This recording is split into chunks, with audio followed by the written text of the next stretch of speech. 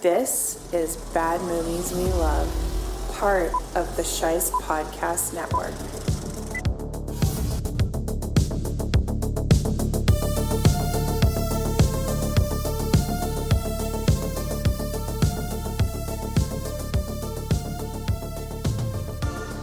Hello, everybody, and welcome back to another episode of Bad Movies We Love.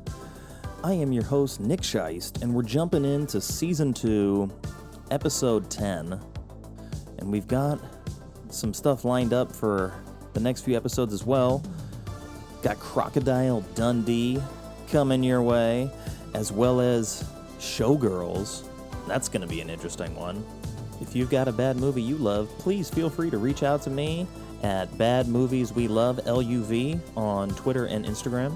But today, I was joined by David Steele from Real Talks, and he brought a movie to my attention that I absolutely love. It's one of my Schwarzenegger essentials, set in a not-too-distant future that is not nearly as outlandish as it seemed in 1987. We're talking about Paul Michael Glaser and Stephen E. Souza's adaptation of the Stephen King novel The Running Man from 1987.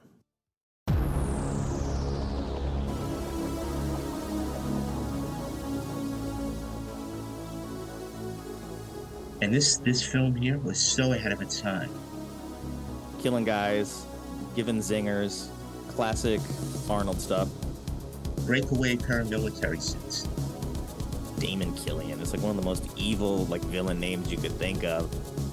Captain Freedom Workout. Put me on the sled with the rockets and launch me down that tunnel. And there's nothing like practical effects. He gets a little antsy and then he gets his head blown off. You have a gambling problem. Call 1-800-GAMBLE. I'm gonna break your goddamn spine. Somebody's in deep trouble. Good stuff. I want to watch it again right now. Without further ado, it's time to start running!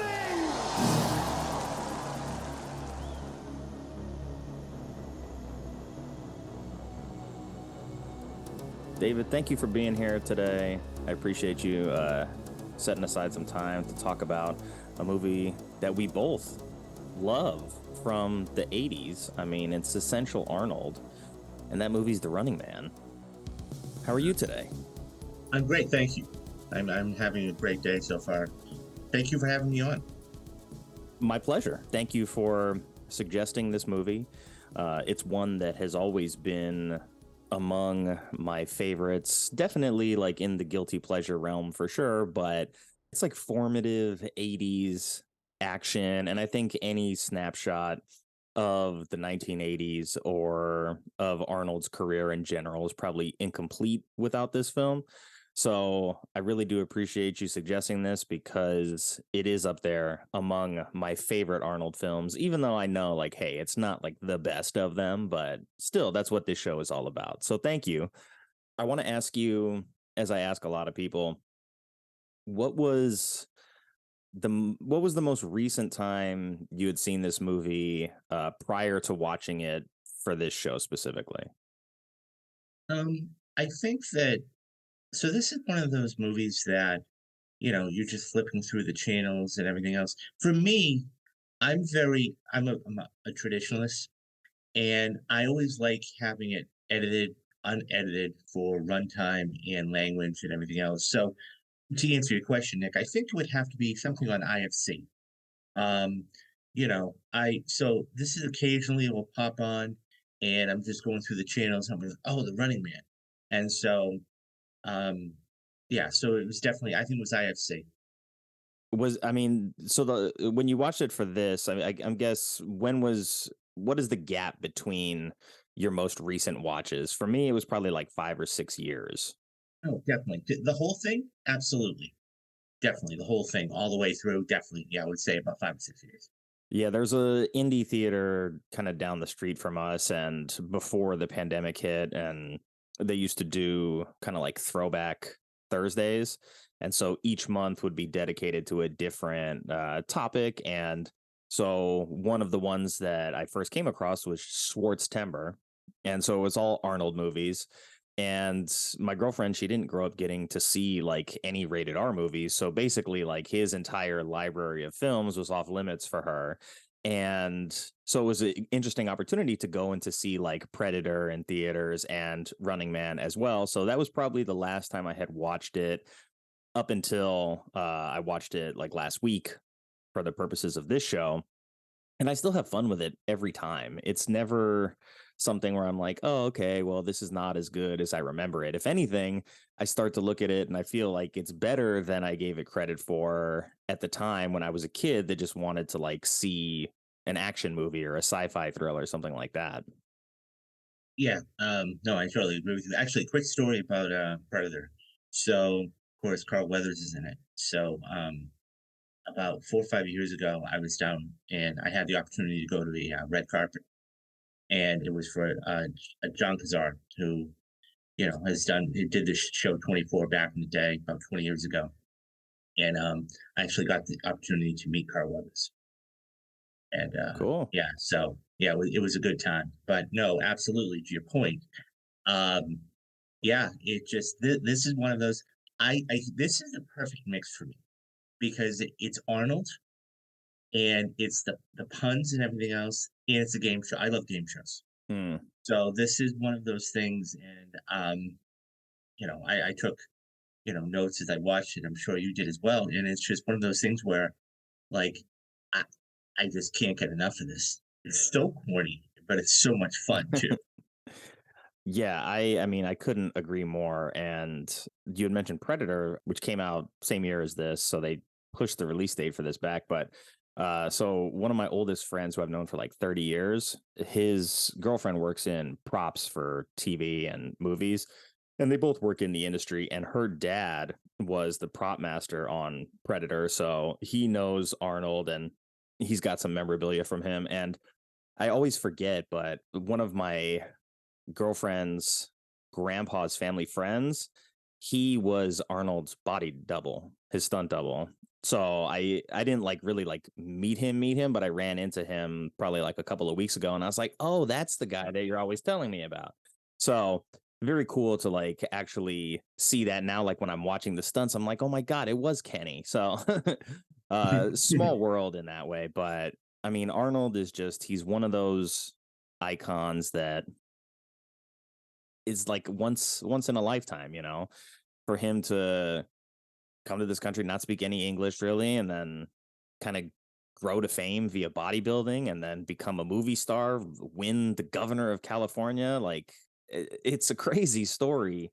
And I love going back and seeing his library of films kind of as like a time capsule of the 80s and 90s because I mean he basically dominated like those 2 decades. And I mean his TV show just released on Netflix and it didn't get like a crazy rollout like a lot of other Netflix projects do. Like when Stranger Things is premiering they shut down Santa Monica Pier and they turned it into the Stranger Things experience. But you've got an icon the caliber of Schwarzenegger moving to TV for the first time, and it kind of just like went under the radar. Like I knew it was in the works, I knew it was coming soon, and then it just like dropped. And all of a sudden, like I hear people talking about it, and then I sat down. I was like, "Oh, I'm going to watch this." Yesterday, and I ended up picking something else. It was a little bit shorter, but I have my time carved out now to sit down and watch Fubar. So I'm excited Right. for that. I'm excited to see him move to TV. I didn't realize. I mean, obviously he just turned 75. Yeah. I just so there was a big expose in the THR, the Hollywood Reporter, um, and I didn't read the whole thing, but I read a bit of it, and it was just talked about and what you were saying, Nick. He talked about his legacy and how he came to the states and how he got his start, and it's one of those stories where it's like that's the American dream to a certain extent. You come to this country with nothing, you build something, hard work, and then you become successful, right? And Mhm. you know, I mean, he's as successful as he could get. Yeah. he's on like that Mount Everest of action heroes. Oh, for sure. Absolutely. Interesting to see that he's not going to be part of the new Expendables. I guess he stepped out of that, which is just something I read in passing this morning. But and I mean, Expendables maybe needs him more than he needs it, so Yeah. I understand. Yeah. Right. But yeah, I mean, like he's had an interesting career even as he's gotten a little bit older and gotten away from being like passable as the full-time action star. I mean, he was still in a Terminator movie like less than 10 years ago, right? So he's still in his mid to late 60s as the Terminator.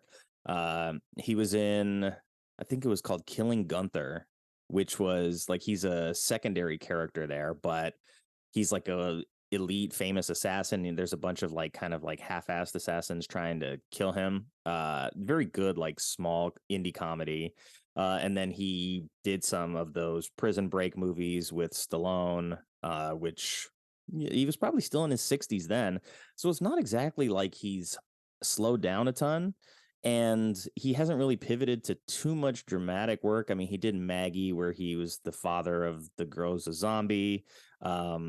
I think it was called Collateral Damage, which was still kind of like an action flick, but was a little bit more on like the family man side of things.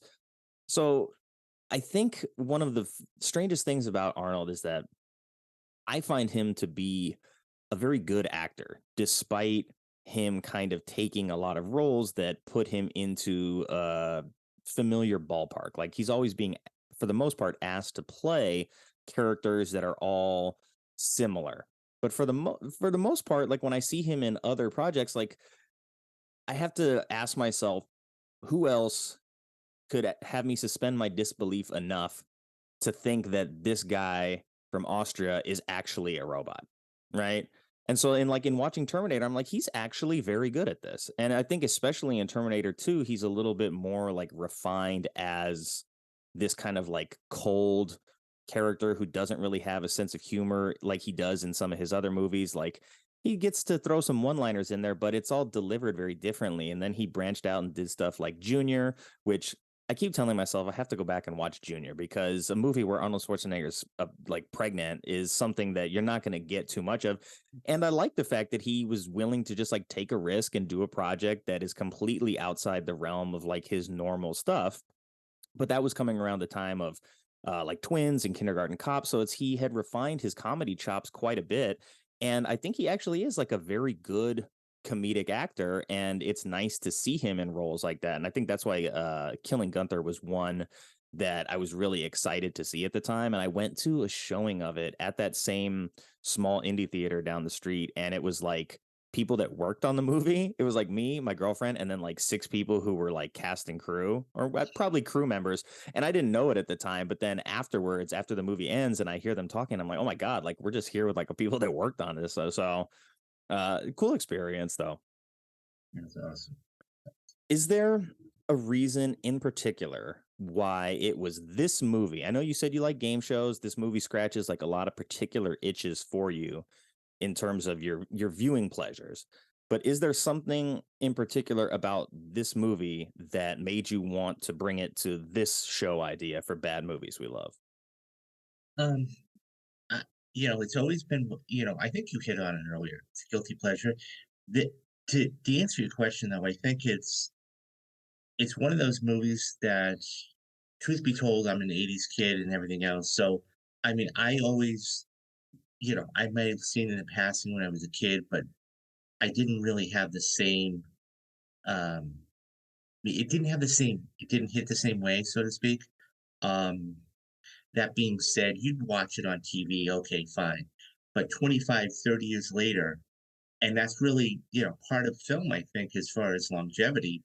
But 25, 30 years later, you sit down, you watch it with a different lens, and you go, wow, this is actually really cool. And it's not only that, it's the effects, it's the dialogue, it's the story, and everything else just hits so much differently. So to your point, I think it was because I wanted to watch it when I was an adult. I mean, it's one of those things where you watch something as a kid and you watch something as an adult. So that would be the answer, I think.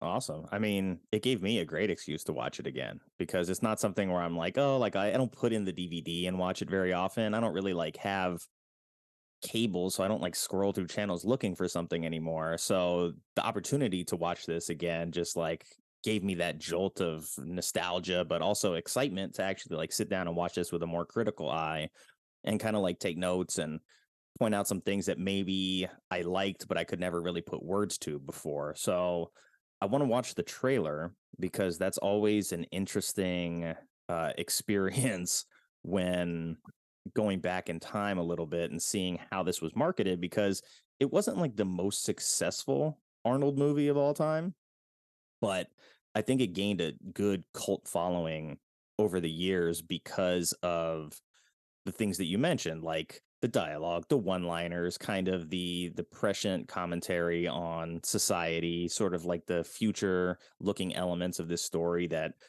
I mean, it's set in 2017 to 2019. And so it's, 30, 40 years in the future from when the story is getting told. So I'm curious.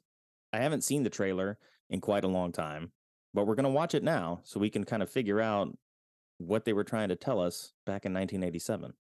Before we get to the trailer, it's time for a word from our sponsor. This episode of Bad Movies We Love is brought to you by the all-new Prosium Plain Zero. When civil unrest is raging in the streets and starvation and food riots are getting you down, there's only one name you can trust to ease your worries. For decades, Prosium has been the preferred opiate of the masses. It's clinically proven to deliver sweet apathy when the police state has abused its authority, eliminated freedom of expression, and turned art into contraband. And now, you can get all the benefits of classic Prosium in a new zero-calorie, zero-carb, zero-sugar, zero-everything formula approved by Ben Richards himself. Now, Plain Zero! That's Prosium Plain Zero. All the bliss and nothing more.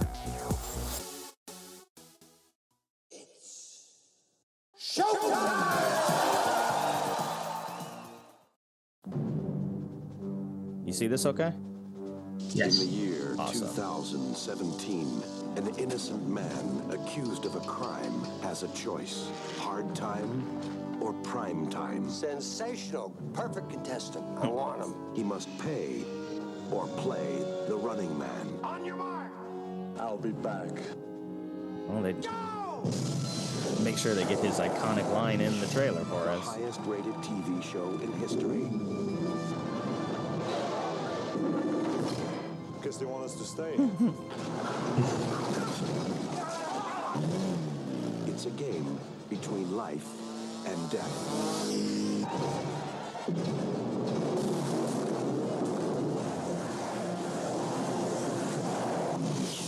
Give you a lift. It's got a lot of those one-liners. Yeah. This movie might have some of like the best collection as a whole of those one-liners. The running man. Oh yeah. And it seems to me like it's almost after every kill too. For a prize. The prize is his life. How about the I light? like that one. The running man. Good stuff. I want to watch it again right now. Yeah, that's like, okay, so they're telling us like, hey, it's Arnold. He's gonna be, killing guys, giving zingers, classic Arnold stuff. So I'm surprised that this one didn't really like burst at the box office in the way that some of these other films for him did. So I actually have the numbers in front of me. Please, so this by all was- means. The budget for this was estimated at $27 million. Okay. And opening weekend, it made 8.1 million.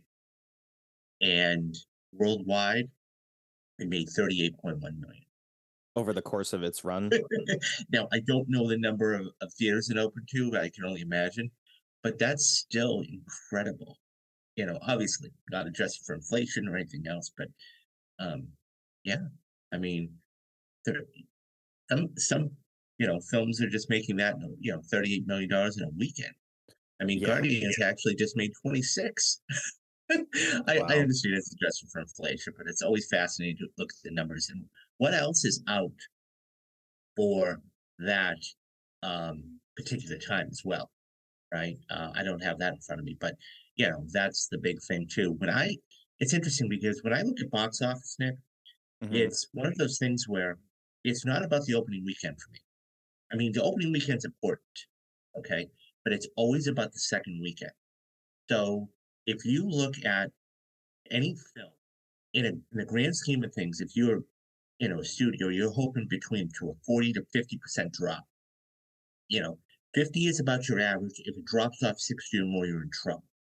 And it's one of those things where it's and we've seen a couple of films have legs where it continues to go, and it's just Mhm. always fascinating to see what kind of numbers, because it's an investment, right? Yeah, I mean, definitely for the people that are footing the bill for it, like you got to have the Exactly. return on investment. So And it got me a little curious, so I just pulled up the top grossing films of 1987 just out of curiosity. And number one was Beverly Hills Cop 2, which did 153 million. But in terms of something that I would say is comparable to a Schwarzenegger action movie, you got Lethal Weapon that did 65 million. Predator, same year over the summer, did 59.7, so 60 million. And RoboCop did 53. So surprising to see that Running Man is actually as low on the list as it was, given that like Dragnet made almost 60 million, Witches of yeah, Eastwick grossed over 60. So I'm just curious if it was maybe like Arnold fatigue setting in, because I was like young at the time, right? And so it's like he'd already had Commando, Terminator, Predator. Like there's a lot of Arnold action films that are already available. And then you got one already this year, earlier in the year. So I'm curious if people just were like, hey, we already saw Predator. Like we're not as invested in seeing Running Man, or if it just didn't have the same kind of footprint in terms of advertising and stuff like that. It was because it was a smaller budget than Predator. oh yeah, oh yeah. I mean, it's one of those things where, and I'm looking at the numbers now. It's very eclectic. You were Yeah. talking about Weapon just a minute ago. Predator. You have Three Men and a Baby. You have The Untouchables. You have Fatal Attraction. So it's very eclectic as far as uh, genres. Oh yeah, very interesting top 10. I mean, because now, like, if we were to look at the top 10 for this year, it'd probably be all the things you expect, like Guardians, Ant-Man, Fast and the Furious 10, what other like franchise action genre, Mhm, John mhm. Wick up there. So it's like, even without looking at it, I figure I could probably get at least 5 of the top 10, you know. But if I had to guess, I wouldn't have thought that like Fatal Attraction outgrossed Lethal Weapon or Predator that year. But nice to see that it did. I hope we get a comeback to where stuff like Fatal Attraction is competitive like that. And probably not going to happen, but I would love to see it. Yeah, definitely. But I think that films are all kinds of films, and we're even going to have it this year. This summer is going to be huge. But yeah, it is good to see that you're having a all kinds of films for all kinds of ages to come out and support the theater. So a lot of those films we were just talking about were action movies, right? Lethal uh Weapon, yeah, Cop, so but I stuff think it like really goes in Secret of My paths sometimes. Success and Untouchables and Fatal Attraction and Platoon, I mean, those are like adult dramas, right? And like Mhm. that's kind of like one of the biggest genres that shrunk since the 80s and 90s, is just like the rated R adult drama has gone from being something that is a top 10 box office film to being like, hey, this is a second tier film that's lucky to get its money back half the time. And that's kind of like, now that I'm an adult, I'm a little bit sad that like that is not as profitable a genre because we get less of it. But at the same time, there are still good adult dramas getting made. They're just smaller budget, smaller studio, all that stuff. So interesting to look back in time, 35-ish years and see that. I mean, it's almost 40 years at this point. Yikes. Uh, Yeah, I um, just did. It's interesting because I just did a retrospective of two films. Actually, one was Return of the Jedi that turned 40. I went, that tells me I'm old. And the other one was Avengers Infinity War, turned 5 this year. And so I did a whole retrospective about that, and really what it's not only meant for cinema, but society and how we view it. And because once again, I mean, it always go films. We always look at films in the here and now, but we always should look at them, on anniversaries, 5 and 10 and 20 years, so to speak. So Yeah, you make a good point because I know a lot of people like there's this kind of narrative that's like great films don't get made anymore. And I'm like, I don't think that's true. But also great films from like 1940 have the benefit of 80 years of history telling us that this is a great film. So like a film that comes out today that's great like is not going to have that same kind of leverage until we get far enough away from it to start like appreciating it more. And so it's just interesting to see how much like legacy matters to films. And like as I've started to talk to more and more people about movies in general, like across the world and just online, it's nice to see that so many people have like legacy relationships with these movies, and people that are younger than me actually like that love movies that are significantly older than like our general time frame from childhood to adulthood. So I really like that. yeah, one of my probably my favorite film of all time, hands down. I've seen it, no joke, Nick, 67. I can recite the whole film verbatim to you. Is Silence of the Lambs. Mm, that's a good Um, choice. and it's because it was so groundbreaking for so many reasons. And I'm all about story.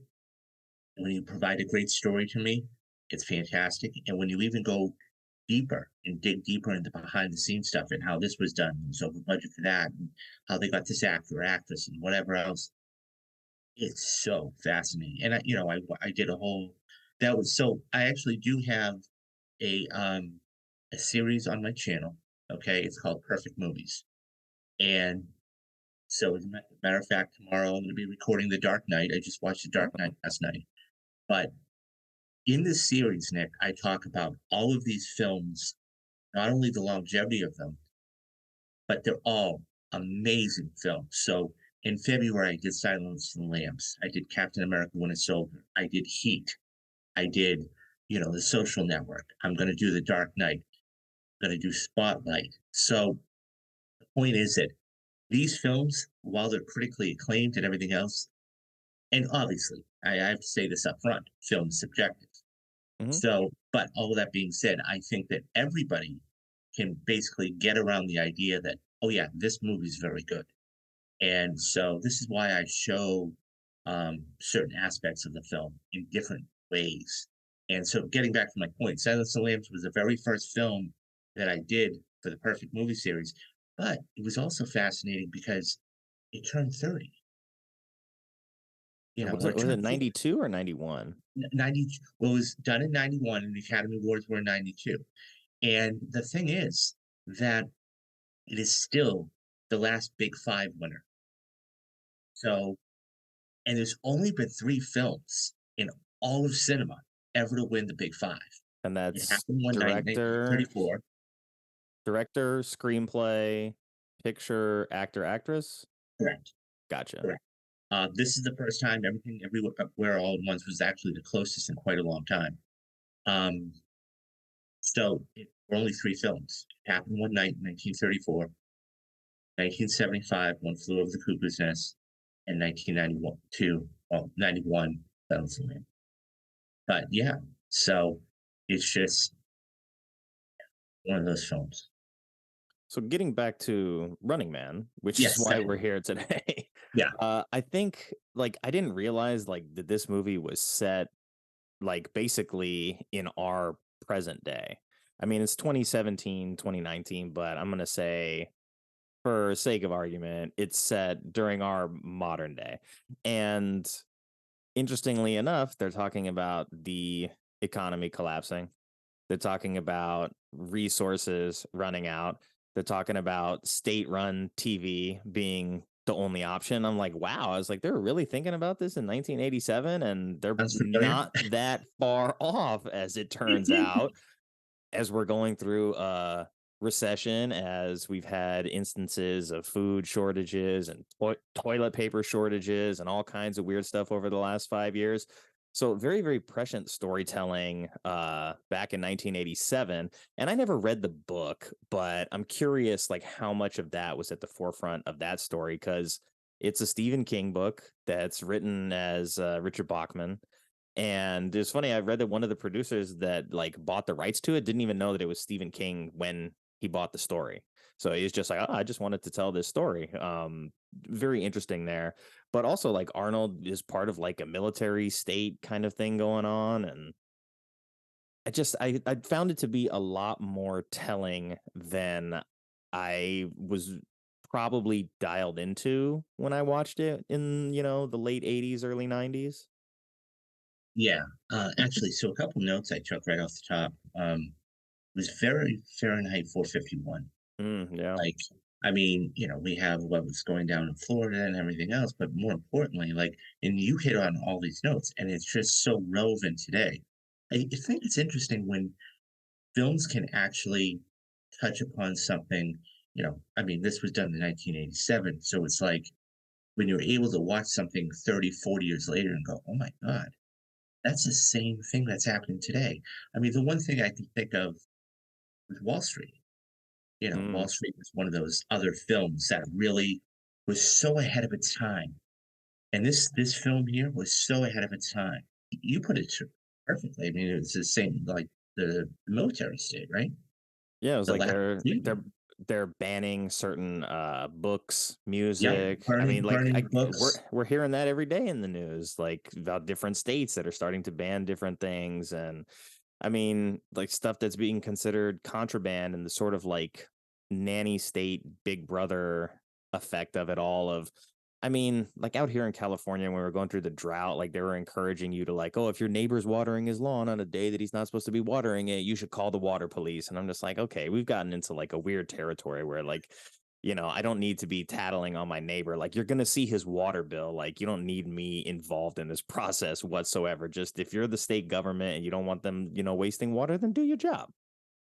Yeah. Um, I gotta ask. So I know you've said you've seen this a few times. Mm-hmm. One of the first, what did you think of Richard Dawson? I love him in this movie. He's Yeah, great. I mean, yeah, I agree. I mean, I so as I said, I'm a game show fan. I think Dawson was perfect for its for the time, um, because I mean, he was a game show host for several years, and it's Mm-hmm. just I couldn't imagine. And this is one of those movies, Nick, that basically you couldn't imagine anybody else playing the role. I mean, I know we always say that, but it's like try and imagine another game show host at the time playing this evil, conniving, maniacal villain. You couldn't do it.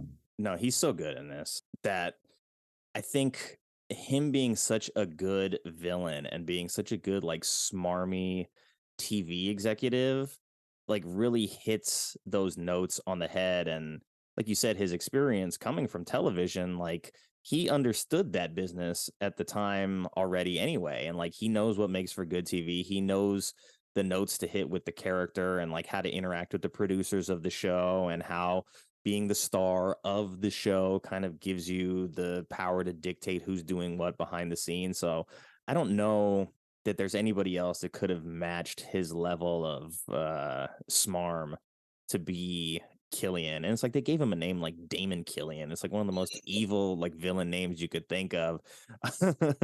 But Yeah. are you up for some trivia since you mentioned Richard Dawson as a game show host? Yes. Time for trivia. Yes. All right, let's do some trivia. It's only 3 questions, but Okay. the first question is Richard Dawson, who plays the Running Man host Damon Killian, hosted Family Feud, but he was a panelist on another game show. Do you know what that game show was? That was interesting. Yeah, ding ding. All right, 1 for 1. I like that. So question number 2. Who choreographed the opening dance number for the Running Man? Believe it or not, it was Paul Abdul. It was Paul Abdul. Look at that, 2 for 2. All right, you're doing good. All right, last one. Which apparel company is branded on the Running Man jumpsuits?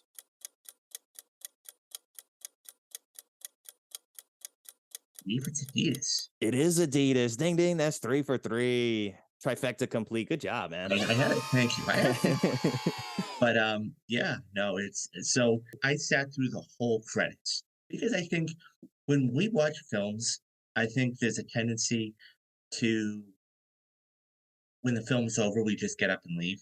But there are hundreds and hundreds and hundreds of people that work on these productions, whether it's set design or it's, even behind the scenes and music or, sound or whatever else. So I happen to notice, Paula Abdul was one of them. One of the things, if you let me ask you this question. Did you watch the credits all the way through? No. Okay. So if here's the thing.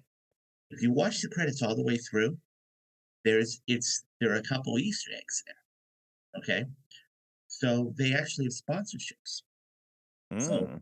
the sponsors were after the credits. This is sponsored by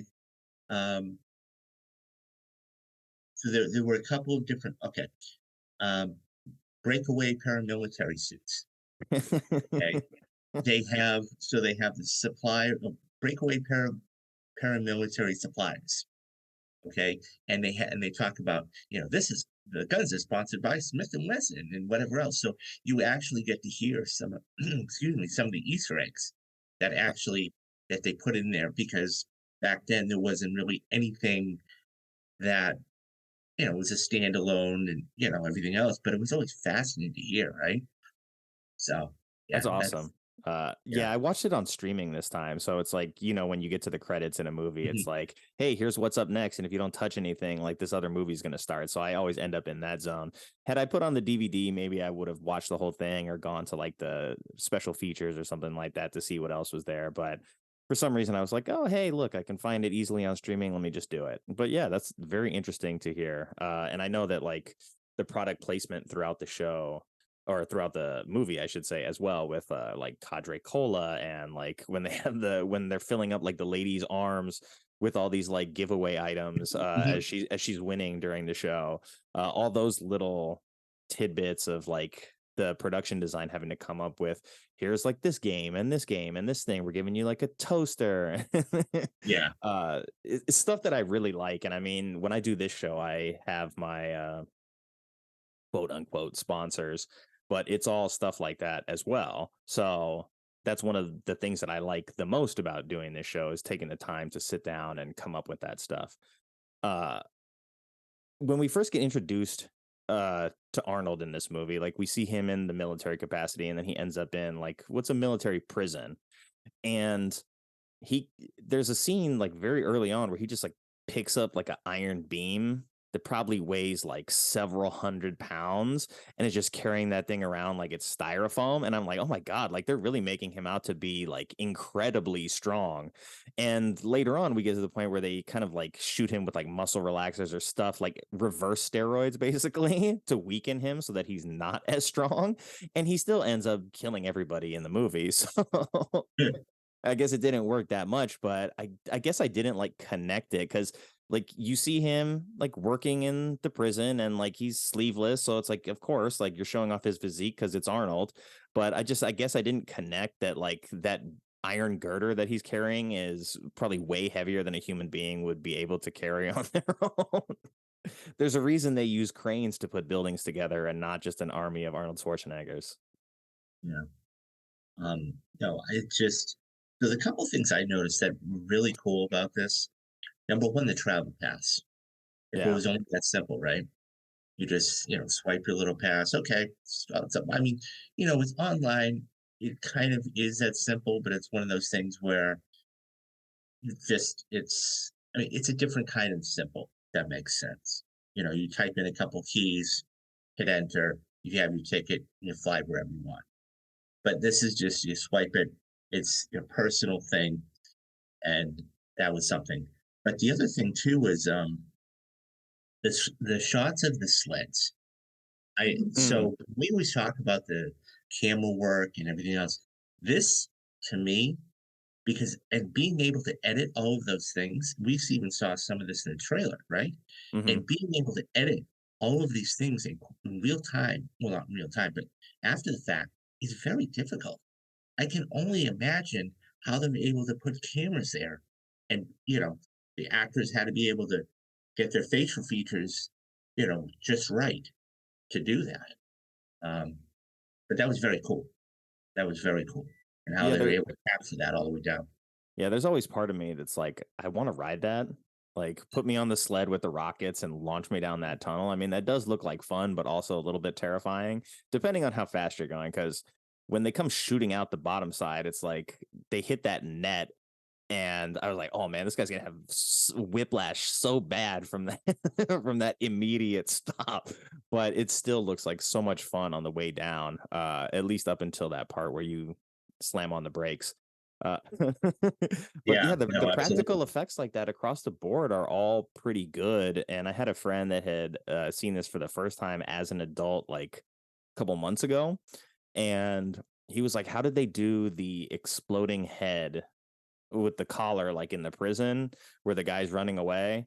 And I was like, "Yeah, how did they do that?" I mean, I have a pretty good idea of how they did it, but just nice to see that someone who had never seen the movie sees it almost 40 years down the line and is still like asking questions of like almost like a sleight of hand magician, where it's like you see it right in front of your face and you know that like he's not like a wizard, you know that he's just using tricks like that are right in front of you and that are available, and still is able to deceive you. So I think a testament to not just how they executed it, but the whole design of that shot and the sequencing of, that like someone's head is definitely going to get blown off if they pass this kind of radar checkpoint. And to see that, of course, it's like some guy that is not really part of their crew is the one to make that sacrifice on accident. They try and warn him, but he gets a little antsy and then he gets his head blown off. So they let you know very early on, like, hey, these collars are not to be trifled with, and we will blow your head off if you cross us the wrong way. Well, I think the thing too is like, I mean, we even see this, even one of the next scenes when they go to mix, right? And Hmm. he's trying to lose a collar, and he has to be extremely careful to, stay away from it. But I mean, that effect today, if this were made today, it's always fascinating. But if this were made today, that would have been CGI. And the best CGI, even the best CGI, wouldn't be able to replicate something that was actually practical to a certain. I mean, obviously special effects, but they put in much more work back then in 1987, make that effect go boom, than just CGI. And I Yeah. think that can be a lazy way sometimes to, if we don't know how to, okay, we'll just use CGI.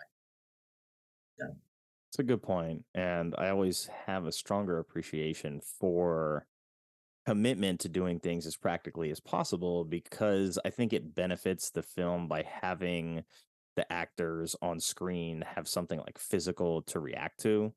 Whereas when you do it in CGI, it's like, okay, like pretend you saw this guy's head explode, and then like we'll edit it together so that it looks like you did really see that stunt that we just pulled.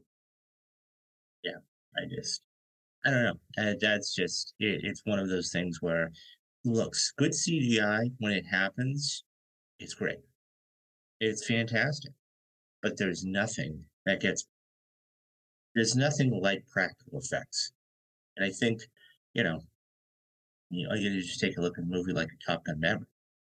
That was done Yeah. practically. Were there CGI skins? Because I actually went to a Q&A with Joseph Kaczynski, Mm, and he cool. talked about how some of the, because there wasn't an F-14 in commission, so he did use skins for some of the planes. But the majority of that, 85 to 90% of that, were the actors in the planes, flying the planes, and what they had to go through.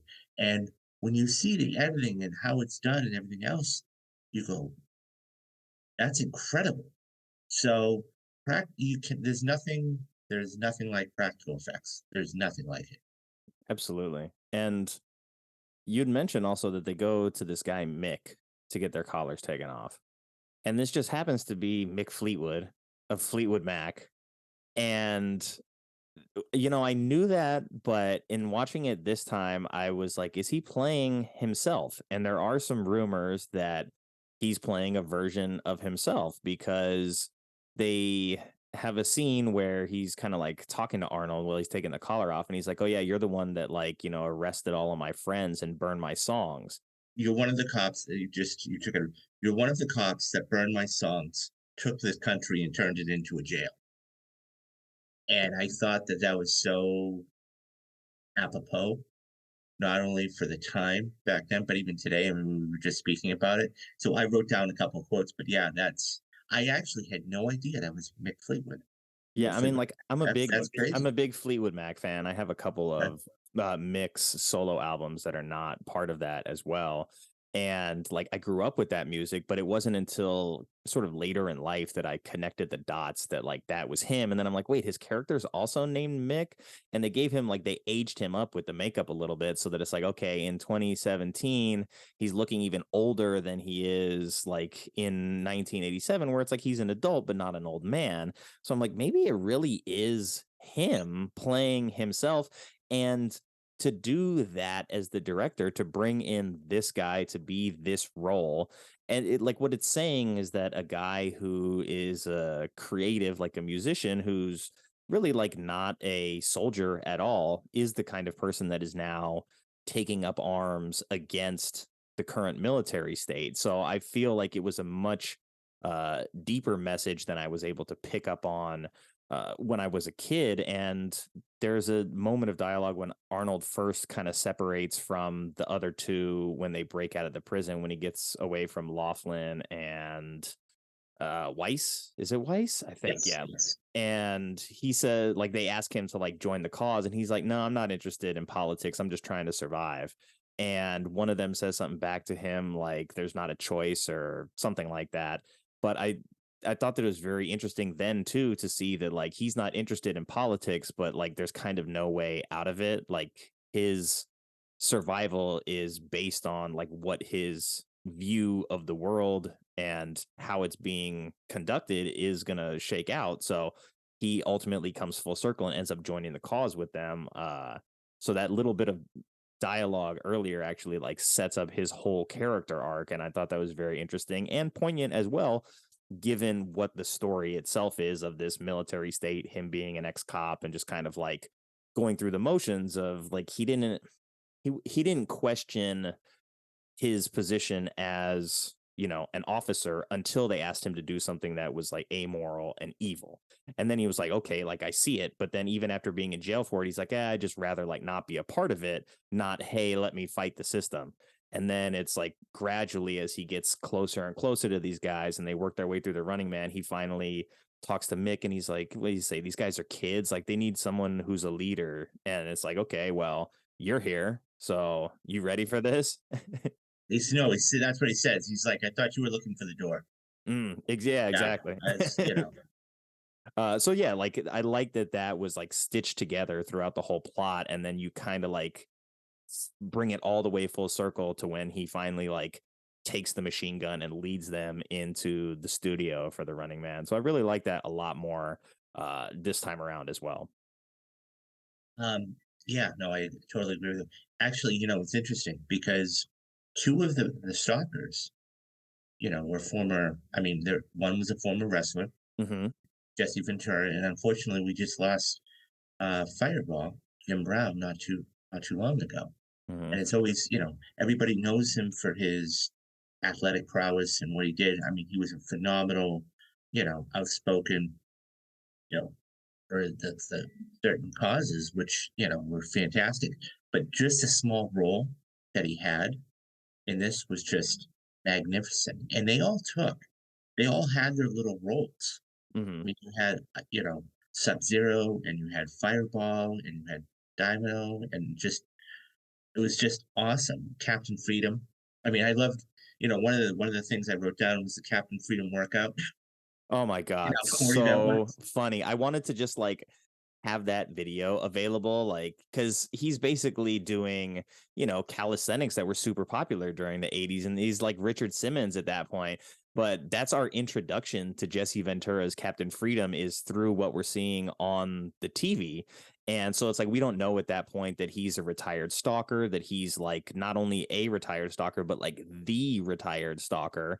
And the last moment of that sort of like exercise video where he comes up and like flexes in front of the camera and then like throws his head back and runs off, that was so funny. I was like, oh my God, I can't believe like I never really picked up on how intelligently funny the design of this character in this situation actually is. Because like I said, you don't know who he is at that point, really. So having the context of like, oh, this is this guy, he's about honor and like blood, he's like, this is a sport of gladiators. So to see that guy doing that exercise video in the beginning, it's like it does take a second watch at least to get the context of that moment in the beginning. But oh my God, so funny. I just thought of something. And I don't know if this was had any basis on it or whatever, but there was another popular little show back in the 80s. Mm-hmm. And it was, I mean, obviously they didn't kill anybody, but it was kind of like a game show for contestants and everything else. Mm-hmm. It was American Gladiators. Which was inspired by this movie. Okay, so I didn't know that until I just thought of that. I'm like, wait a minute. I know. As I was watching The it, only reason I bring that up is because they're doing a 30 for 30 on ESPN. Oh, And they're wow. talking about inside. Okay, so That's going to be awesome. Like, I have to see that because, little side note, 1 year for my birthday, my brother had gotten me the season 1 American Gladiators DVD. And I was like, like it wasn't something that I asked for. It wasn't something that I had on my radar, but I popped it in and watched it. And like the very first pilot episode is so insanely violent because these guys didn't really like know what the show was yet. So it's like nobody knew to hold back or it's they didn't know. So it was like full contact football without the pads. And it was just crazy to see the gladiators like really have no rules on how they treat the contestants and the contestants not really knowing like how physical the game was going to be until they got in there. So it was very, very interesting to see it. And then they tried to bring it back like 10 years ago. And it was short lived for a year or so. But yeah, the first version of American Gladiators in 1989. So 2 years after this movie. So, I mean, makes sense why I liked American Gladiators at the time. Yeah. Too. Yeah, that's fascinating. I had no idea. No, I just thought of that. But this just has all of the elements that you want in a fun, campy movie. It's violent. I mean, you know what I think it is? At the end of the day, it's we talk about this film. At the end of the film, so after everybody, studio's all cleared out, you see Killian trying to go up the steps, and Ben says, "Somebody's in deep trouble." Mm-hmm. And so he says, so the other guy comes walking out and he laughs. And so after he leaves, he's like, look, it's just about, television. It's about violence and it's about sports and it's about, we wean our kids on television. We tell them what to eat. We tell them what to drink. We tell them what to wear. And it's all about being number one. And that's so prevalent today, Nick, because it's different to a certain extent. I mean, the networks were, you only had 4 real channels back then: ABC, CBS, NBC, and Fox. And it's like they were all trying to be number one. But it is true. We do wean our kids on television. They do sit down and watch these advertisements for whether it's, Coca-Cola or, whatever it is. And they emulate this stuff. And it's just so fascinating to see, once again, we go back to the dialogue, but like 25, 30 years later, and it's like, wow, how prevalent is that? Because it's so true. Yeah, and I would also say we're probably at a time in history where we now have more reality TV than ever. I mean, Survivor's in like season 30 something, which is like staggering. Basically every streaming service like has its own version of some reality show or another. And with the writer strike, if that doesn't get resolved, we're going to get deeper and deeper into more and more reality content because you can produce it and put it out without having the same situation with the writers. So That's actually how, and you're right, that's actually how reality television started. yeah. I just sat down with Jeremy Fowler of The Wrap, Oh, one of the nice. greats. Awesome. And we were talking about, we talked about a number of things, but we talked about the strike. And, I was always of the opinion that this was going to be an 11th hour thing.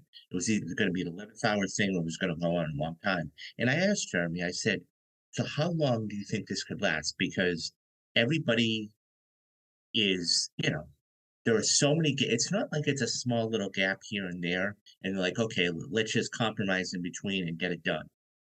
So I asked him, I said, how long do you think this could last? And he said, until the end of the summer. So, I mean, Wow. we're talking, if this is true, we're talking about September, August, September, and this is going to be a big, big thing. And you're right. This, you know, all of the four networks that I was just referring to, they've all done their schedule, quote, and this is my term, quote, strike proof. Hmm. So they have all of this television that they can just throw in there as filler until they can get this thing resolved. And I think the last time there was a writer strike, it lasted like 100 days. That It was sound right? correct. Yeah, It so was that's 100 days. 3 months. Like that's not a short period of time, like for television at all, especially with these shows that like film weekly. And I know people that work in the industry, so it's going to affect them because they're going to be off work. I think SAG just authorized their strike as well. Is that right? Yes. So Yeah. they're joining them on the picket line. So it's going to be really interesting to see it all shake out. But I mean, just give the writers what they want. They're the ones who are producing the content anyway. So if they want residuals because you're showing their work, give them the residuals. No, I totally agree. I mean, they are the backbone. They are the unsung heroes. They are the people behind the scenes of all of this stuff. And when you don't have good stories, that hampers everything down the road. Whether it's productions or how it's developed or anything else. And look, it's I hate to say it, it's about money. This is all, at the end of the day, it always is about money. We always talk about it, but at the end of the day, when the average person, I'm not saying we're not average, but they don't look at they look at all of these writers, all of these people, that's their day job. Yeah. And that's how they get paid is by getting residuals and everything else. And I think that if, especially with inflation, I mean, there's something else to be considered here. We're not talking about inflation has killed this economy for the past 4 or 5 years. I mean, it was as high as 9.5% a couple of years ago. And I mean, it's $6 for a gallon of gas in Los Angeles. Mm. Um, I mean, when you're making 45, 50 grand a year trying to survive, no, I totally agree with you. I mean, pay them what they are worth. And this is just going to be a stalemate. And, you know, it's sad, but it's true. It is.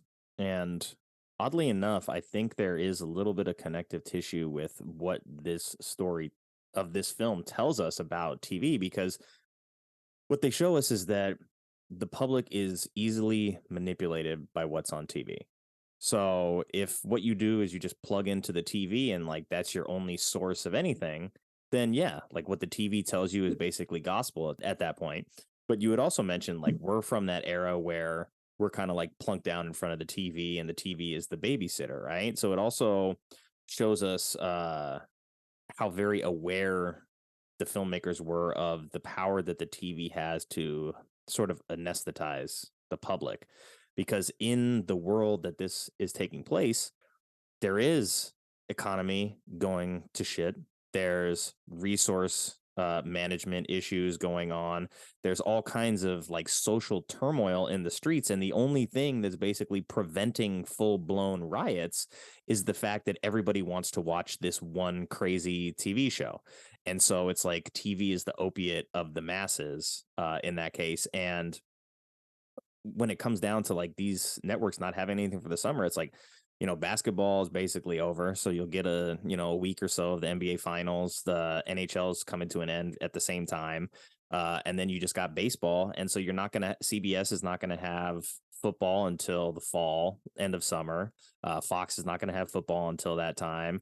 And then like, really, what do these networks do when they don't have any of that? Are they just going to drown us with more reality television, or are they going to realize that their bread and butter is really the stuff that gets produced by the writers? And so I hope it gets resolved before 100 days because it is a lot of people's livelihoods that are at stake. And it's not just about like, oh, we want what we're worth, which it totally is. But at the same time, like these are people's jobs. It's not just like this selfish endeavor to get more money, I don't think. No, absolutely. And it's one of those things where it's interesting that you bring that up because we see in the film, like, because of course they're, place your bets. And on the first one, of course, they take the stalker. And the second one, they take the stalker. And then they start believing. They start believing in Richards. Mm-hmm.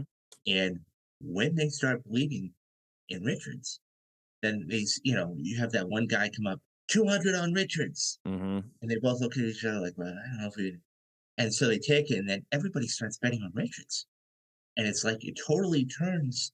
And at the very end, in the third act, they say, they're betting on him out there. What do you think's going on? And it's one of those things where you see them start to, as you put it, implode. And they see this thing start to crumble right before in front of their eyes.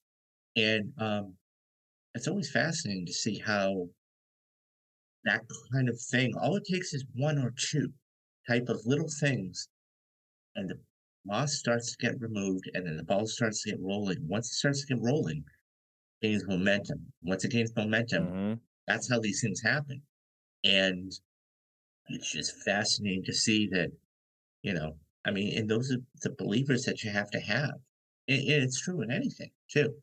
But I think that at the end of the day, this movie, and we've been touching upon it, it's so real in so many different ways today. It's just, I won't say revolutionary, but for its time, it was ahead of its time. Yeah, absolutely. I think maybe that was probably one of the biggest reasons it didn't succeed at the time because like it didn't fail, but it didn't have like massive success. And I think probably one of those reasons is that it was maybe a little too ahead of its time. Like some of these concepts were not maybe as palatable in 1987 as we have, the benefit of hindsight for the past 30 years or so. But yeah, it stood out to me a lot more watching it this time. And I love that it was that older lady who was like the number one fan of the Running Man, who like she had front row seats. That was taken right out of Family Feud because he had a number one fan Oh for. wow. So I wrote it down. Has a number one fan just like Family Feud shows how the media or anyone can be manipulated for their benefit.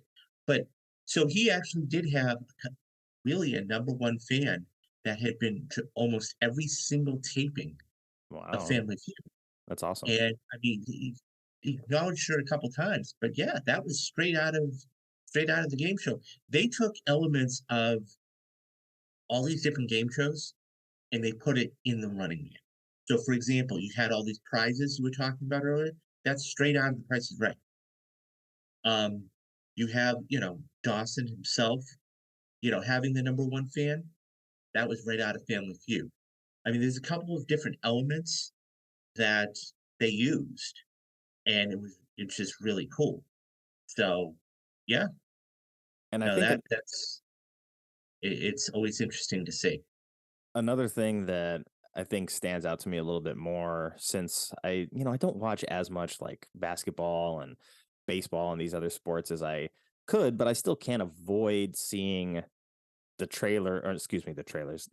commercials for BetMGM, uh, DraftKings, however many different like gambling websites that are now connected to sports, and how the crossover, like it's not even subtle anymore, where it's like we know that people like betting on sports, but that's just kind of going to be like a Vegas thing. Now it's like, no, we want gambling and sports to be as interlaced as possible. When they're doing the broadcast for sports now, it's like, oh, the live odds on this fight right now are plus 250. You can go to DraftKings right now and place a bet on this fight that's happening that you're watching. So it's become interlaced in a way that we see in this film, that like in the show, not the contestants, but the people in the audience kind of get to bet on who's competing in the Running Man. And then outside of that, there's like the black market thing where they got the big chalkboard and they're all gambling in cash out in the streets.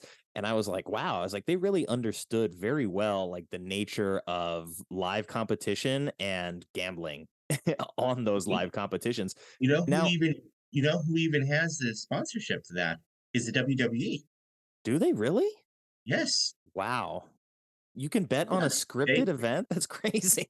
Yeah, that's what I mean. Like, and that's part of it. I mean, that was the whole part of it too. Back, speaking of the Running Man, it was like everything rolled up into one. It was football, it was wrestling, it was you know athletics, it was American Gladiators, everything. But yeah, WWE when they do their, it's mostly for like their pay-per-views and whatever else. But Like who's they gonna win the Royal Rumble? exactly who's going to win the Royal Rumble and everything else. But of course, it's all predetermined. Yeah, That's they what could have some people. serious insider trading. I I love watching it. I love watching it just for the storyline. I know it's fake. The athleticism. That's why I like watching sports. It's for it's I do I have a couple favorite teams? Yeah, sure. But it's more of the athleticism. I want to see what these people can actually do against one another. And but yeah, when I saw that, I just went. And that's the thing. And people don't just bet their money, and it's already predetermined. And I'm like, okay, Yeah, cool. and even in sports where it's not like, so during football season, every commercial break is a different casino telling me that like gambling is good. But then if I have a problem, I got to call this Well, hotline. no, that's the thing. That's the caveat, right? Because they have to say, "Oh, go gamble on this," whatever. And then if you always watch, see, it's interesting. You always watch the fine print. If you below it says you have a gambling problem, call 1-800-GAMBLE. It's like if you go to any casino, walk into any casino in Las Vegas, Atlantic City, anywhere in this country, they're always going to have all of these things for it. But on the bottom it says, because they have to. Yeah. That's the thing. They have to because if I'm somebody that's going to put, let's say, $3,000 on something, and then it's I put it down, I put my bet down, and I lose. Okay, and they say, well, you never said that, you never told me where to go if I had a problem with this. And it's always one of those things where you don't know you have a problem until you lose everything, or you hope not. But Sadly. Yeah. so they have to say, okay, well, if you're gambling too much, if you think you have a problem, go over here. Yeah, and It's always a we see with like big events like game sevens, NBA finals, like big fights, sometimes WrestleManias, World Series, stuff like that. They always pan around and they show you like who the big celebrities are in the audience. And so they make it this event thing and then they want you betting on it. And they're like, oh yeah, by the way, like Floyd Mayweather bet like $100,000 on the Heat to win game 7 or something like that. And they show you that in the broadcast.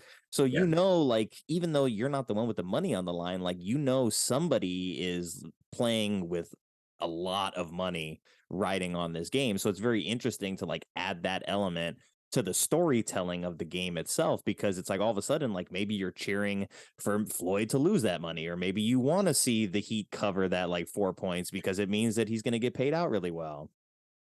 In fact, I bet $25 in the Celtics the other night. Oh. Not in game 7, but on game 6. Hey, there you go. Okay, they're gonna because it was 8.5. I mean, I'm not gonna get too deep into it, but it was a decent spread. I went, okay, they're gonna. So I bet the money line. So the money line for anybody who's in familiar is that you bet them to win. You don't bet them, spread. And I lost. And I'm like, okay, it was 25. I hadn't done that in years.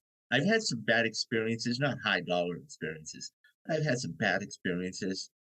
And I just went, yeah, okay, I'll never do that again. But it was one of those things where that's a huge thing of sports, too. Huge thing of sports. Absolutely. And so, as a matter of fact, a couple of years ago, the Jeopardy champion, James Holstouser, I believe his name is, he's a gambler. He's a professional gambler. Wow. And I mean, he won, I don't know, like $1.5 million on Jeopardy. And he won like 35, 36 games and everything else. And for the longest time, and you got to understand, they take these things, they do like 2 a day. So he was going for like 3. And, he became a national sensation. And, I mean, he doesn't need the money now, but it's one of those things where, and everybody was trying to figure out, well, how is he winning? what is he doing? Because I mean, if you watch the games, it's like he was an encyclopedia, right? I Mm. mean, just boom. I actually tried out for Jeopardy once, and at the time, there was 50 questions on 50 different subjects, and you had to get 85% correct just to advance. I mean, I never got past the first thing, but it's one because you have to be so well rounded. But they were all trying to figure out what James was doing, how he was, what his strategy was. He was a Texas Hold'em player, Oh. but he played poker. I love poker, but it's different. That being said, they were all trying to figure out what he was trying to do, and then finally he lost. And it's like, okay, he's made his money, you know. But Hey, good for him. yeah, no, I mean, that's and it's so fascinating. That's why I love game shows more than Jeopardy is the only game show that's like trivia based that you have to really think about. Hmm. But yeah, crazy. And some of those like gambling incentives have started to spill over into game shows and reality TV as well. And the popularity of fantasy sports has made it very easy for that too. And I haven't done it a lot, but I know that there's for stuff where there's like eliminations, like the Bachelor and Bachelorette, for example, like Mhm. those have fantasy leagues. And we did like a loose one because my girlfriend, she really wanted me to watch it because her and her friend used to get together and like watch it every Monday. And I was like, the only way I'm watching this is if like we draft fantasy teams and we do it my way. And so we did that and we had a lot of fun with it. But we never ended up going back to it. But I found out like after the fact that I think ESPN like had their own fantasy bachelor, fantasy bachelorette. So it's just interesting to see how much kind of that like sports gambling mentality has spilled over into everything because fantasy sports are huge right now. Oh, huge. Huge I business. I remember 20 years ago, I did I paid like $250. This is 20 years ago, but I mean, I came about that close away from winning the whole thing because I Wow. tied 1 week with somebody because I mean, I was stacked. This is when I had like Kurt Warner, Marshall Falk, Edrin James. I mean, I was stacked, Yeah. and I ended up tying 1 week in ties because they had gotten more points. It was some tiebreaker, and I ended up out of the playoffs, or I would have won. I think I would have won like would have split it with my buddy. I think I would have won like 2 grand. But Nice. no, yeah, A big there pot. are people out there that they do this for a living. I mean, they have these. They go buy these, $10, $15 manuals. Do the. I mean, I was talking about budget earlier. Numbers. Mhm. They do the numbers, Yeah. and then they actually go through and they'll say, okay, first, second, third, and they'll go through the drafting. And then when it comes draft day, so to speak, they'll draft. And then, if they don't win, they always place like second or third. They always make money. Always. Even if it's a small amount or just make their money back, they always make it. Like my God. That's Stay in the that's black. That's crazy. all you can do. Yeah. But to bring it full circle, when I run my home fantasy league for fantasy football, and each year it's like I'm kind of doing like a different like theme for it. And so last year it was like sci-fi futuristic. And so when I did the announcement of the draft picks, like where you're picking in the draft order, I used the Running Man intro, the dance scene and the music, and I cut together the edit so that like right before I started announcing the picks, it's Killian going like, it's showtime. So to bring it full circle, like that's how much I love the Running Man, is that I That's took that whole extended like choreographed dance sequence and just put it in there for fun, and just sent it out like privately in email. But to bring it back to Running Man, we talked about like there's a lot of one-liners in this movie, like maybe pound for pound most loaded with Arnold one-liners in terms of Arnold movies. And I'm curious, what is your favorite from this movie? wow, that's a tough one because there are a lot of puns. It is. Because the I'll be back when he's about to go up, about to shoot off. I mean that's his. He's always done that in Terminator and I'll be back. But I think, um, we saw a little clip of it in the trailer where he's like, you know, here's a light, so when he throws Oh. in the fireball, you know, and but it seems to me after every single kill, I mean, I think the worst pun of them all, honestly, was when they beat Sub-Zero, and he's like, you know, here's Sub-Zero, now Plane Zero. I'm like, That's okay. my favorite because of how bad it is, because it makes no sense. He kills him and then he just goes, here's plane zero. And he looks at the camera like with this look of satisfaction, like he just delivered like the best joke of all time.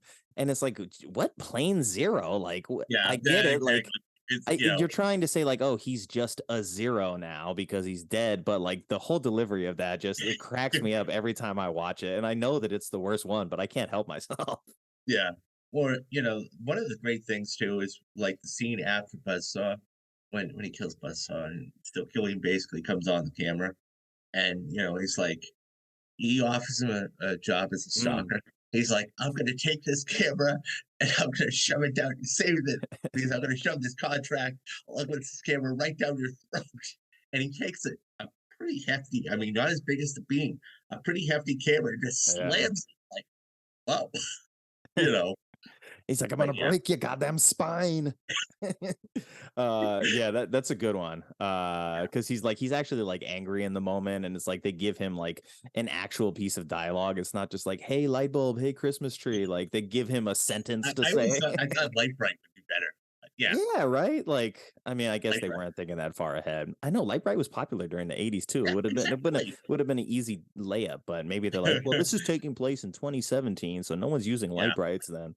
Uh, but we've come to the time in the show where we go over to Critics Corner and we take a look at some of the negative reviews and some of the positive ones that accompany this film and give it its Metascore of 45, which is low, but not the lowest I've done on this show. And I think this movie's like a 6 something on IMDb. So honestly, like that's pretty solid. But critics obviously didn't think highly of this film. So we get to jump into those right now. And we're going to start with Desson Thompson from the Washington Post. Gave it a 30 out of 100. And he says, you want to know if The Running Man is a good time macho show, right? Stay at home and watch professional wrestling or Miami Vice from the same director. Sure, there's blood spattering and bullets riddling and big boys banging biceps, but through the dry ice haze, Running Man is surprisingly boring. Of all the things The Running Man is not, is boring. I mean, it may have all of those, like maybe it's like a little bit lowbrow and maybe dumb for some people, but like the movie's not boring. It's entertaining the whole way through. So, and I feel like I got more out of it this time than I did when I was younger. So I can't agree with that guy at all. There was a lot of action. There was. Let's see. That's a A lot of 30. action. So we got 3 scores that are all a 40 out of 100, and I'll let you pick between TV Guide magazine, Variety, or Time Out London. Variety. Variety. There's no author attributed, but it says the format works only on a pure action level, with some exciting but overly repetitious roller coaster style sequences of runners hurtling into the game through tunnels on futuristic sleds. Schwarzenegger sadistically dispatches the baddies, enunciating typical wisecrack remarks, many repeated from his previous films, but it's all too easy despite the casting of such powerful presences as Jim Brown and former wrestlers Jesse Ventura and Professor Toru Tanaka. And yeah, I mean, I guess they do kind of like go through Jim Brown, like his fireball just like kind of shows up and dies almost immediately. So like, Yeah. the fact that he was like the last stalker, and it's like he's got a jetpack and a flamethrower, and he maybe died the easiest out of all of them. And it like the same kind of thing with Jesse Ventura, where he doesn't get to have like the moment that you would want him to have, especially as one of those stalkers who's like legendary. But with Tanaka, who plays Sub-Zero, it's like he's a sumo wrestler who's like dressed as a goalie, and like they made him into like a hockey figure. Like it doesn't even make sense who his character is. So as soon as they announce him as the first one, it's like, okay, he's gonna die. It's like, I get it, he's a pro wrestler, and so he's like a larger than life character, but in the context of the movie that we see, unless you really make it like 2.5 hours, how much character development are you going to get out of the stalkers that are there for the purpose of being killed anyway? I think one of the great, I mean, I will say one thing, but Ventura does have his moment when we were discussing it earlier, when he comes bursting, Captain Freedom to wardrobe, please. So Mm-hmm. he comes in and he comes bursting in. He's like, I won't do it, Killian. He's like, I'm not going to do this. And he raises the arm. He's like, this is the thing. This is the code of the warriors.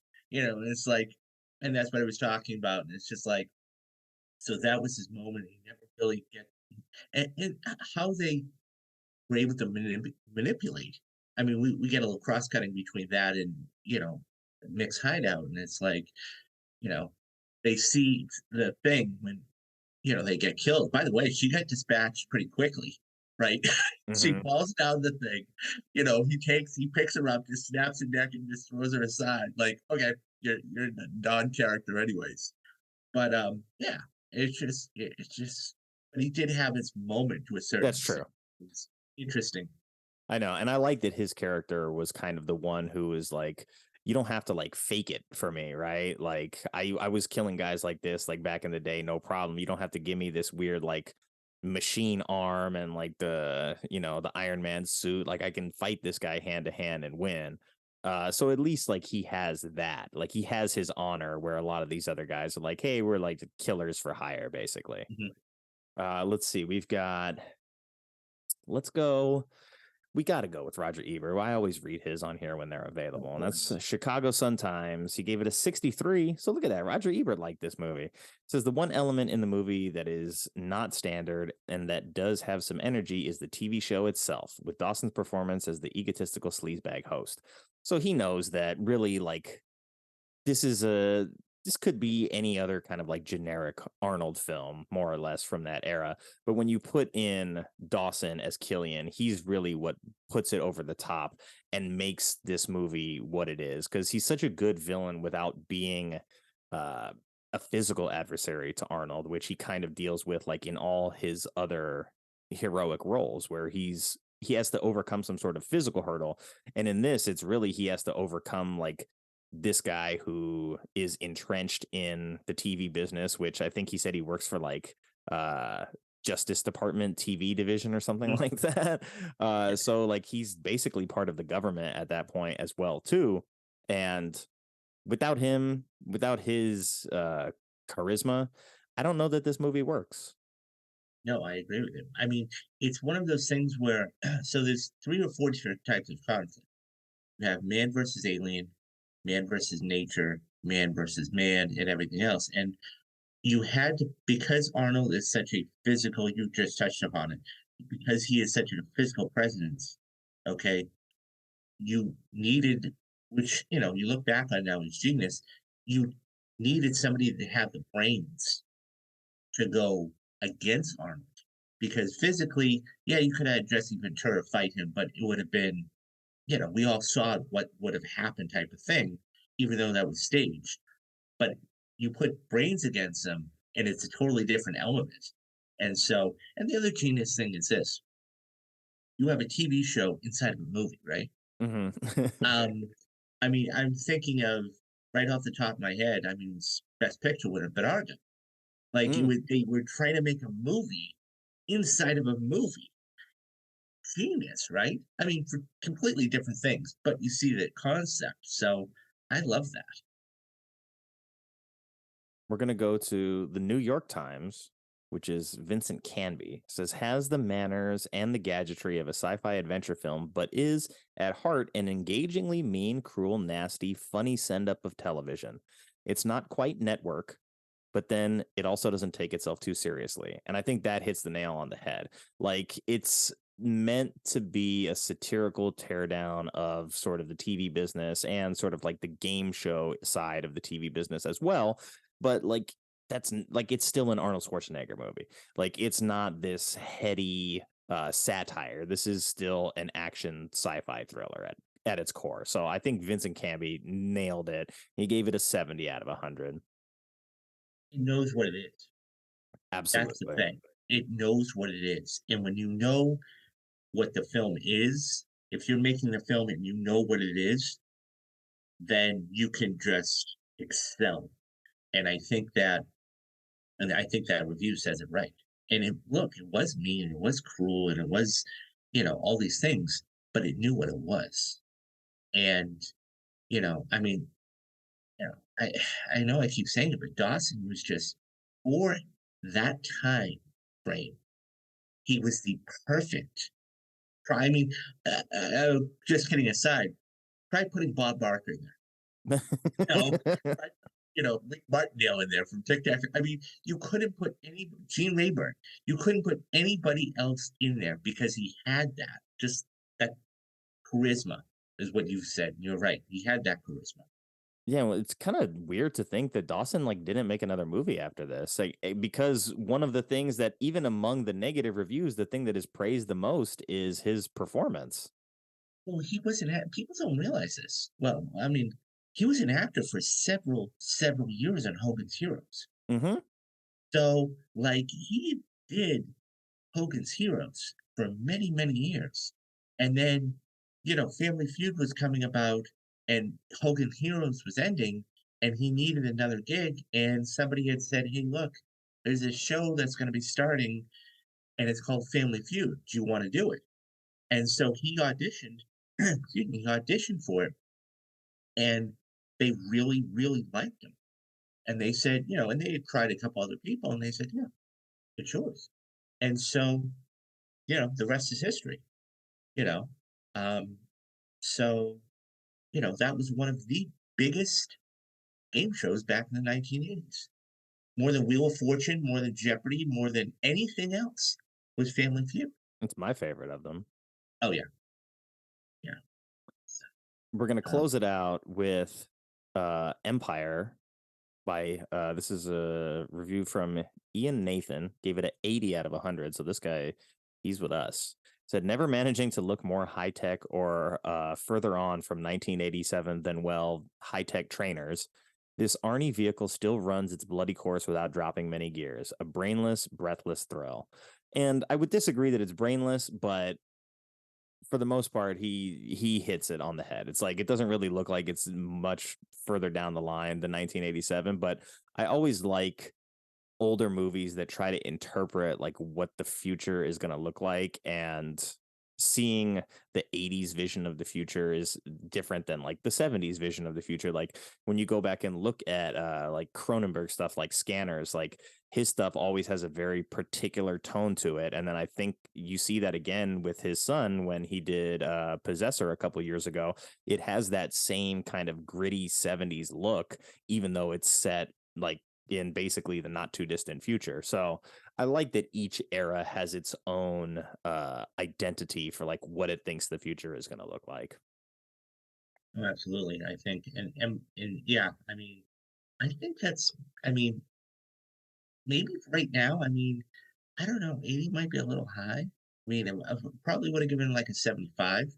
Um, because it had, I mean, we've talked about all these things, but no, I mean, it did fascinate me though that there was only 12 reviews, right? I mean, so it's not like and these 12 people were, I mean, they were all top notch. You've got the New York Times, you've got Empire, you've got Roger Deeper, the Chicago Times, you've got Variety. So it's one of those things where they're all top notch interviews. So that's fine. But now you go on, excuse me, today, and it's there's 1,500 reviews. Yeah. And it's just okay. It's got 160,000 user ratings on IMDb. So that's a lot. That is a lot. So yeah, I just use that kind of as here's where I can pull a couple of quick, easy pull quote type reviews to read from. And I don't know. I mean, if I were forced to rate it, yeah, like you said, 8 is maybe a little bit high, but I would say that the fun factor is so overwhelming for me with this movie that I can't help but still land it probably in the 7 range. Because if the fun factor is a 10 and maybe some of the other things don't quite live up to that, the fun factor is still why I'm sitting there watching it. So I don't know. I couldn't nail it down, but yeah, maybe 80 is overly generous, but hey, I'm down for it. Give it an 80, give it 100. I don't care. Yeah. Give it a 5-star on Letterboxd. If you listen to this and you love Running Man, help us improve the rating by dropping 5-star reviews on Letterboxd. No, absolutely. It's just actually it's interesting. It got a 6.7 out of 10. So I mean, even the audience itself said this is closer to a 7. Yeah. So I mean, I think that's it's like I said, it's always interesting to see not only what the critics say, but what the audience says, right? I mean, whether it's Letterboxd or IMDb.com or Rotten Tomatoes or whatever it is, you know, putting your thoughts down today, rating a movie, it's now a big thing. Yeah. I mean, not to say it wasn't a big thing back in the day, but it wasn't as prevalent and it wasn't as thought after. I mean, look, whether you go on YouTube or what, everybody is a movie critic. Everybody, to a Hmm. certain extent, and so they have their thoughts and their opinions about it. So they are able to do it on that, which is a good thing. Yeah. It's like I kind of stopped rating movies, like, I don't know, 3-4 years ago. I just got to the point where I'm like, nah, it's like I can give a recommendation without necessarily like grading it like on a letter grade or a number grade. I was like, I'm just here to like enjoy it as a piece of film and I can recommend it. And that's kind of one of the things that we do on this show is I ask you the question, if you like Running Man, what is a good movie that you would recommend based on that? Or that same idea, if you have not seen Running Man and you want to get someone to watch Running Man, what's a good comparable film that you would recommend that's kind of in the same wheelhouse? So, like, oh, if you like this, you would probably like Running Man as well. Um, hmm. Well, I mean, you know what? I'm gonna go with another Arnold one, and it might be a little out there, but I'm gonna go with Total Recall. Okay, nice. I'm gonna go with Total Recall. It's still got the sci-fi-ish type of thing. It still has the, you know, hurting for resources. It still has the government-run um, faction, if you will. Hmm. It still has that villain, and it has a ton of action, and it has a lot of corny one-liners too. It does. So, um, and it has Sharon Stone. That it But does. I think so. Yeah, I would say Total Recall. Yeah, that's a good one. I would say that they're very tonally the same. You could put them on one after the other and be like, you might almost think that they were made by the same person because they kind of operate within the same wheelhouse. Total Recall is a little bit more complete of a film. So I think that's why that one is obviously much more renowned amongst Arnold's library. But I like that as a good point of comparison. And I wasn't even going to give one, but then earlier in the show, you had mentioned Fahrenheit 451, which is one of my favorite novels. The movie version that came out recently was not great, but I want to recommend Equilibrium from when was it? 2097, 27, 2007. Sorry, not 27. We're not there yet. Uh, but Equilibrium kind of is cut from the same cloth of identity as the Fahrenheit 451 story, where music, movies, art, all that stuff is contraband, and the people are being anesthetized not with TV, but with a particular drug that they take on a regular basis to numb their emotions. And it is action packed. You have sort of like a government entity that is in control of everything. So I think it's actually very close to the Running Man in that way. It's just a little bit more serious, not kind of the Arnold fun that we get in this one. Yeah, yeah, that's a good recommendation. No, I mean there's a lot of them out there, and it's when you get to see those sort of films, and this has everything. I mean, The Running Man, and that's what makes it so fun. A guilty pleasure, if you will, because it has the action, it has the charisma in Dawson, it has the campiness, one-liners, and it's has that element of today where it's oh, we've touched upon it as one of those things where it's all surrounding these things are happening today, and they thought about it back in 1987. Yeah, and that's what I took away from it this time watching it. So it was nice to have like a different experience than I did when I'm an adult versus growing up in the 80s and watching this as a kid and, liking it for all of the typical beats. I was much more into this for all of like the background story and the world building that they did for this that maybe isn't at the forefront of the story, but is an important element of it. I think for me, and I've said this before, story is the number one. You can have the worst actors in the world and the best story, it'll be a mediocre movie. But then you can take the best actors in the world, and we've seen this, take the best actors in the world and the worst story in the world, and it's going to be bad. Or they're going to, because they can only do so much with material. Yeah. So, story for me, especially behind the scenes stuff, I love that stuff. I mean, because that is the glue when we see a movie that you go, wow, really? Um, and that's the thing people don't realize that these things, these behind the scenes things, they may try something differently or shoot something differently, um, or repetitiously. Like, I mean, Heat, I mean, it's one Yeah. of those things that a lot of people don't know that quick story about the movie is when they were going to do that coffee shop scene, okay, that they Michael Mann originally was going to do a third. Um, he was going to do a two shot, okay, from the side, and he said, so they used the majority of take 11 because they were going to do. But what he said was that when De Niro and Pacino, because they had worked before, when they were working, they were playing into one each other. So when you see one lean back, the other one would lean forward. One would turn their head one way, one would turn their head the other way. And it's that sort of thing, those nuances that make a scene like that, which I think is a top 25 scene ever put on film, that make it all the much better. And so, yeah, but it's those behind the scenes stuff that make the film. Yeah, I'm always an ideas guy. So I follow the ideas. Like even if it doesn't have a good cast or a director who I know, if the idea interests me, that's kind of what I follow and I let that sort of dictate my taste from there. Yeah. I'm Think of curious. anything. I want every single movie released, whether it's on streaming or theatrically. I want it to do well, and I want it to do well not because I want to enjoy it, but because I know there were a lot of people Yeah. that worked on this, and they busted their butts to make the very best product for you, the viewer. So when you see this, you enjoy it. Yeah, people aren't setting out to make bad movies. At least very rarely do you have someone whose intent is to be like, we want this to be in the realm of bad movies. The goal is always to give the audience something that's worth seeing. And so I appreciate that.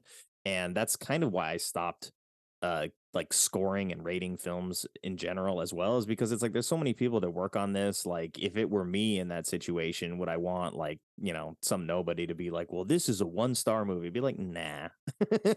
So Yeah. I started to look at it like a little bit differently. And so that's kind of like how I do my thing now. Well, I always say film is subjective, right? Film Absolutely. is subjective. I mean, you may like a film that I may not like, and I may like a film you may not like. And you can try and convince me of, well, this is because of this, this, and this, and this, and I can do the same thing. But it's one of those things where it's that's how it is. You may not like something that I like, and that's fine because we all interpret things differently. And we all see things. I mean, this is why some films, people go back and watch films, whether it's a Running Man or take any film that you've seen a lot, multiple times. And more times than not, you'll notice things that you didn't see before. And that's actually, speaking of, that's why I have Rewatch Wednesday. So Rewatch Wednesday is something on my Patreon that basically I've seen the movie, but not plenty of times, but I haven't seen it in a long time. And so, this month I'm going to end up doing Training Day, and Hmm. but it's one of those things where, like, I guarantee I haven't seen that movie all the way through, in a long time. And I guarantee you there's going to be things. No, I've seen the film 4 or 5 times, but I guarantee you there's going to be things I pick up. Go, wow, I didn't realize that. It took me. So I've seen A Star Is Born 5 times, The all in the new one. theaters, the 2018 version. Hmm. It took me 5 times to pick up on something that happened in the very beginning of the film that was foreshadowed in the end. Hmm. And that just goes to show you. So Yeah, and I think as viewers, like who we are changes, and that shifts our perspective. It gives us a different prism to view things through. So as we grow as people, it expands or sometimes contrasts like the way we look at certain things, and that's an important part of rewatching and like how you see some of those things you didn't see before. I'm just glad that we can both agree that we like The Running Man, because like you said, I'm sure there's movies that you like that I don't, and vice versa. I guarantee it, because that's just the way things are. But we both like The Running Man, and I appreciate you taking the time to come on the show and talk about it. And since you had mentioned your Patreon, why don't you tell me and whoever's going to listen to this show about what you've got going on in the realm of film? I know you okay, have so a YouTube channel that you just started, right? yes, yes. So first of all, once again, thank you for having me on, Nick. It's been an absolute blast to talk about this film. So I have a couple things. Number one, I do have a YouTube channel. It's called Real Talks, and that my name here is David Steele. So do is punch in David Steele or Real Talks, and that will come up right on there. I just started. I just got monetized. Yay! So membership is very, Congratulations. very, very cheap. It's only $2.99 a month, and I just got my first couple the other day. So I'm looking to grow that. But my Patreon. So I have a Patreon, and I have two very, very cheap levels. One of them is $5, and that's Mob Mondays. For Mob Mondays, what I do is I talk about all of the mob movies that you have watched that you love. So I'm talking about films like Scarface and The Departed and The Untouchables and all of these films. And then the higher level is a little extra. It's $10, and that's the only other one. And you get both of them. You get Rewatch Wednesdays, which I was just speaking about, and Mondays. The first film I did for Rewatch Wednesdays was Steve Jobs. Michael Fassbender, Mm. Kate Winslet, Danny Boyle directed film. I'm doing Training Day this month.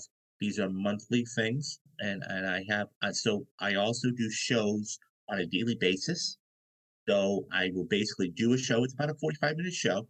Okay, I will cover all of the entertainment news, the major entertainment news of the day. All the information I get is from the trades, Variety, THR, Empire, whatever. So it's all reputable. And I also have, as I made mention earlier in the show, I also have a perfect movie series. But once a month, I'm going through, and I'm not going to list the films again, but I'm doing one but when I say perfect, I mean it's perfect to me. As Nick and I were just discussing, um, it's subjective. But what the one thing we can agree on is it's critically acclaimed or it's very good. And whether it is Heat or whether it is The Social Network or whether it is The Dark Knight. So I am doing The Dark Knight in June, and I've got plenty. I've got the next 6 months of perfect movies already lined up. Nice. And do you do that on YouTube? Is I that part do. of your channel? Okay. I do. I do. And, everything I should say on YouTube is free.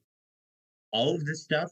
And the last thing I'll make mention of is we do have a huge summer coming up starting tomorrow.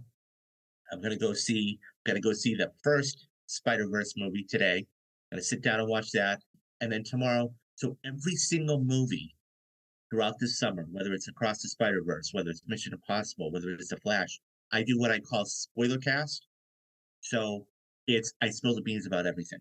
And, I talk to, people, and I'll go watch it, and then I'll give my thoughts and reactions and opinions about all of this stuff. So there's a ton of stuff on there. Awesome. So glad to hear it. And you had mentioned that you do a live show every day. And I see it on Twitter saying like you're live right now, and it's your daily like breakdown of the news. And is that coming from YouTube? So I use StreamYard. StreamYard? So Okay. StreamYard, so I have the paid version of StreamYard. So the beauty about that is it streams to my YouTube channel, it streams to my Twitter feed, and it streams to my Facebook. So guys, if you're able to follow me on, if you're not able to catch the YouTube feed, okay, I'm on Twitter at wannabe rounder. That's WANNABEROUNDER. Follow me there. I'm always talking about movies. I host spaces. I'm in spaces about movies, and movies are my passion. I love movies. I've loved movies for the past 35 years, and this is what I want to do. And yeah, so the short answer to your question, Nick, is it does stream right to there. Gotcha. I know there was a program that I had used once when I was a guest on someone else's podcast. So good to know. StreamYard, in case anybody out there has any questions, that was StreamYard. Not that I'm getting paid by them or anything. But... No, and I am now able to produce my own show. Nice. And so it's beautiful. Yep, vertical integration right there. Yeah. David, thank you so much for your time, man. I'm really glad that we could find a time that worked and sit down and talk about a movie that we both love. I'm going to have all your stuff up in the show notes.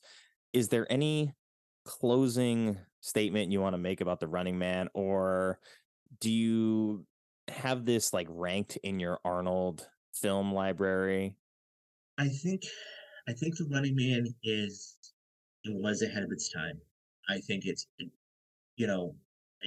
fun, it's a fun movie.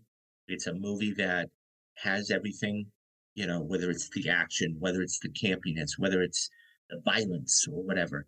And I think the main thing is this. It really touches upon things that are important today. I mean, it may not be the same exact things, but you can equate certain elements to The Running Man to today. And I think that's so important that the film was ahead of its time. And I think that was really good. Yeah, I think if you read between the lines, you get a lot out of it. Thank you so much for having me on. I had a blast. And me too. I want to invite you, okay?